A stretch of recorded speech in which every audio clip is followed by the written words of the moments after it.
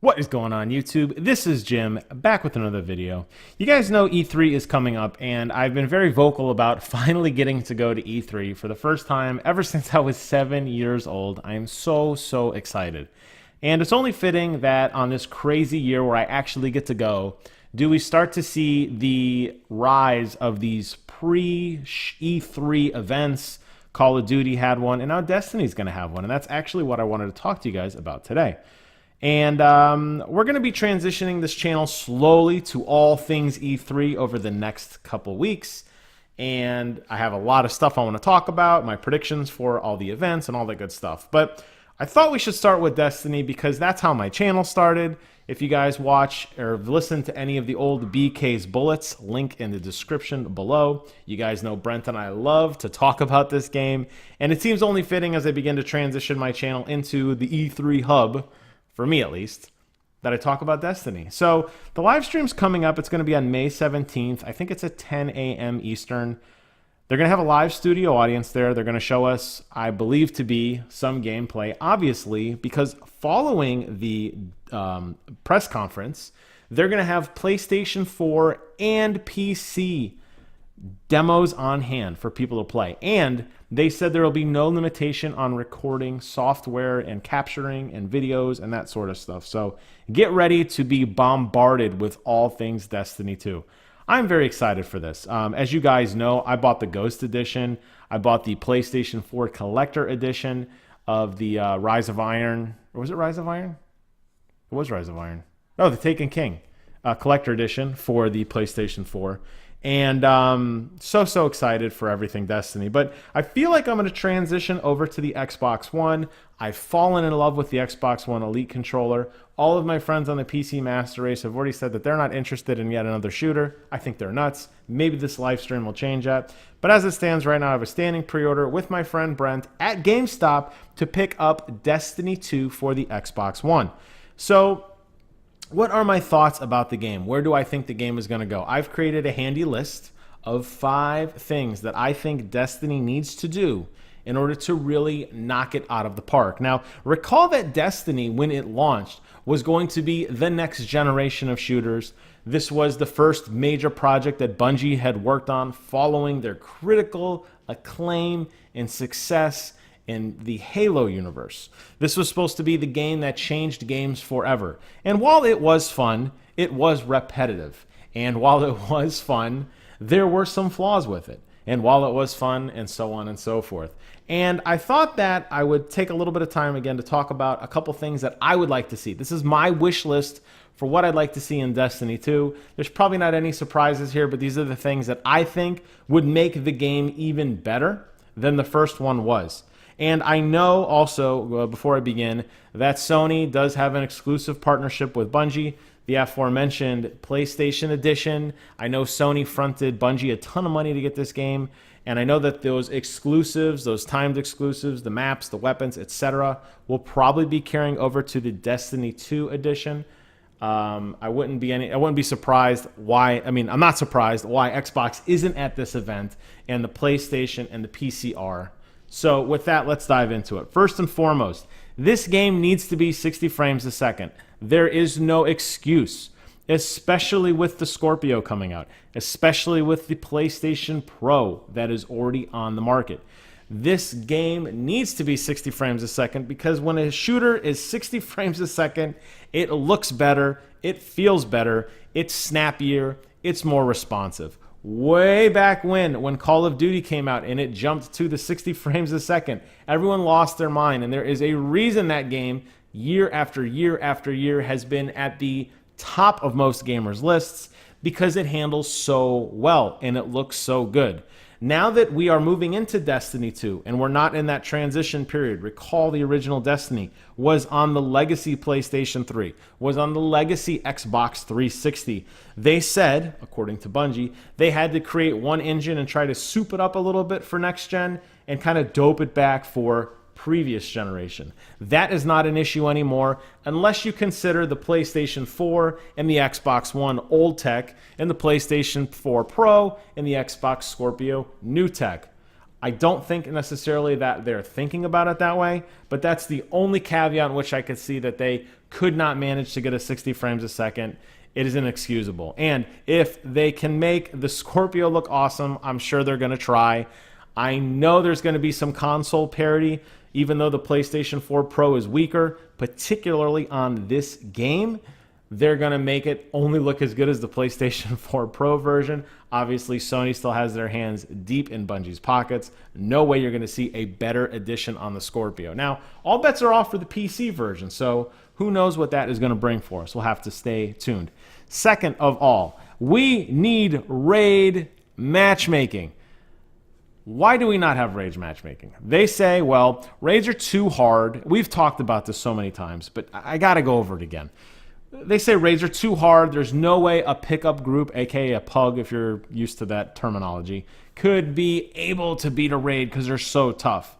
But you know what? Let the community sort that out. Let the community try. Let the community get into that difficulty. I think that would be very important. And if you can't make it, so what? At least you were there. If all these pickup groups fail, so what? It doesn't affect these pro raid teams that are like the world first to beat Onyx or Oryx or whoever is the final boss of this game or whatever. It doesn't matter. The pro teams could still have their fun, still do their grind. They're still going to get the ridiculous gear because they're going to do the quest every week.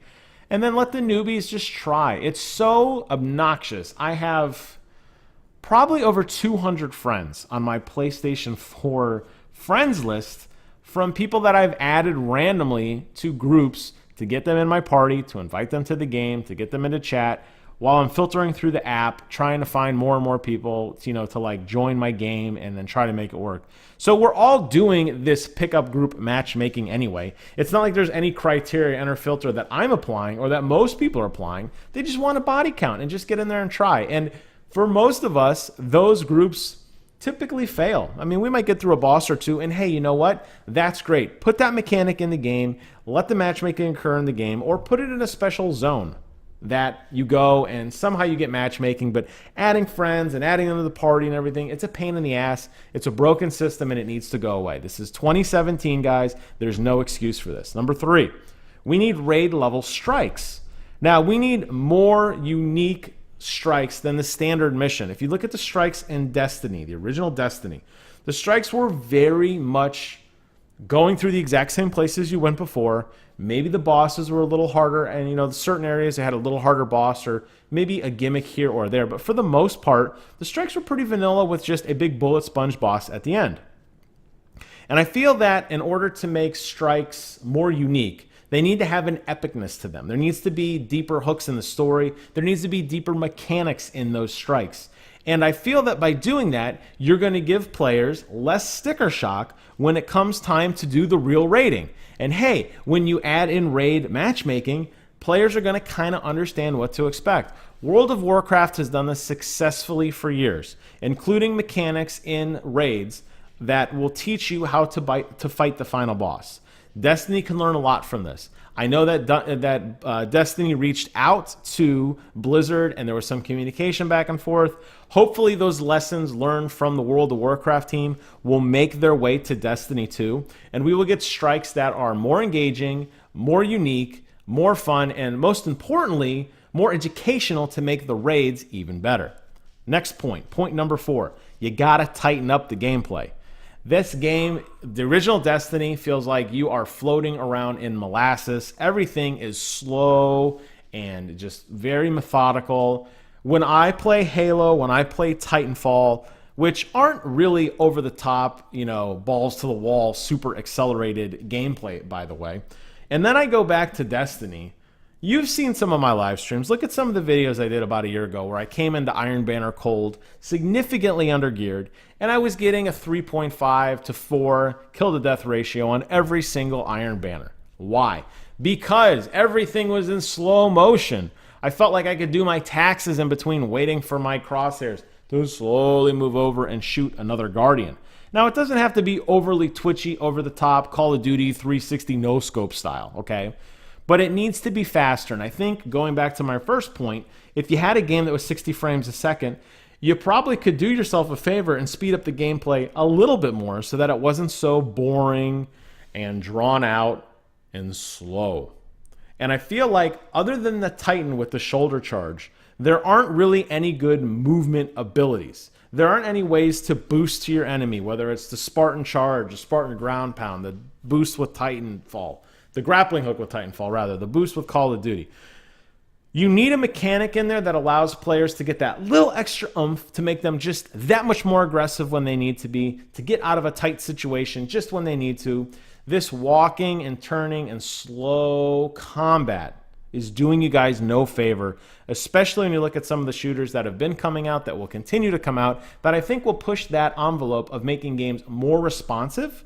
And I feel like Destiny is going to get left behind really quickly if they don't implement better player movement and more accurate, snappy controls. Lastly, and I have beat this one up forever, you need a meaningful story in Destiny 2 in order to make this game work. A lot of people got hooked on Destiny early on because there wasn't anything out there. There wasn't a lot of shooters, but that has changed. There are a lot of good shooters. Star Wars is coming out this year. The next Call of Duty, going back to World War II, is coming out this year. Halo continues to do updates. Titanfall continues to do updates. There are a lot of games out there. There are a lot of options out there. Let's not forget Battlefield 1. How great is that game? What are we doing in this world? Make my Guardian matter. Make it an epic story. I know you guys are capable of this. Make a story that's good, not gutted. We've all read the Jason Schreiber Kotaku article where he gets to the root of the problems that were in the original Destiny story, the 11th hour rewrites and everything. We know, guys, we know the original story sucked, and we want a better story. We want it to mean something. We want our adventure to push things further, to make a more vibrant character base, to make a more impact, meaningful impact on the world. Get rid of the grimoire, get rid of me reading stuff online, put characters in games, make me feel something, have characters talk to me, give me a story, let me connect, let me have an emotional experience in this game. I know it's possible because Halo was that. And I don't care who you were, you got goosebumps and or tears at the end of Halo 3 before you figured out what happened to the Chief. Do not lie. Okay? And we need that from Destiny. Yes, keep it in an RPG world. That's fine. But with an RPG world comes other characters and other quests and side quests. And not like, take this gun and go kill 1,000 enemies, but make it meaningful. Make the world more expansive and more interactive. And I think you'll find people relate more to their characters. And I think you'll find that people invest more time in it. Isn't that what you want? So there you guys have it. My thoughts on all things Destiny 2. When the live stream hits, I will be doing a reaction video to it. I know it's not till May 19th, but I'm getting out ahead of the crowd, and I'm doing my top 5 list already. Leave your comments below. Let me know what you guys think about Destiny 2. Let me know what you loved and hated about the original Destiny and what you'd want to see fixed. Because you never know. My invitation from Bungie may be in the mail. You just never know. I mean, I know it's not, but let's pretend anyways, okay? As always, I want to thank you guys so much for watching. Get out there, level up your Hawk Moon, and until next time, I will see you guys on the other side.